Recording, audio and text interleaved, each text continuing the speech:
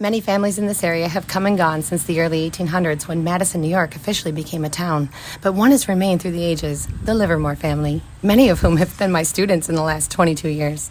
This headstone is for one particular branch of Livermore's, James, his wife Mary Ann, their son DeFerret, who went by Fay, and his wife Martha, and another son James Jr., who went by his middle name, Madison.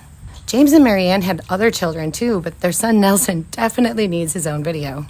One person listed on this particular stone died in a tragic and very painful accident, which I'll share in a second.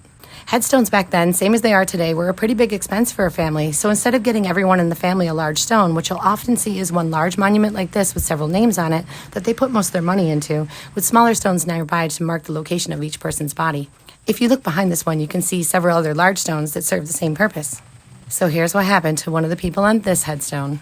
It was the beginning of November 1864 when the last of the leaves clung to the maple trees in the Catskill Mountains that 27-year-old Madison Livermore was headed back north for home, excited to share with his family his plans for moving west to find his fortune, but he would never make it. He was riding on top of the Oneida stagecoach reading a newspaper when they made a stop in Pine Bush, New York. As the horses settled at the station, Madison decided to take a walk and stretch his legs. He jumped from the top of the coach, but as he landed on the boards of the platform, one of them snapped, striking him in the lower abdomen. After 2 weeks of intense suffering, Madison passed away from severe internal injuries. His body was returned to Madison, New York to be buried, and his parents put the massive stone where eventually they all would be memorialized. Another member of this family also had a tragic death resulting in a lawsuit. Madison's 2-year-old great-niece Alice was struck by a train backing up in 1911, and her father sued the railroad company for $20,000 because they didn't have a lookout on the back of the train. However, there doesn't seem to be a newspaper article giving the result of the lawsuit, so I'm not sure if he was successful.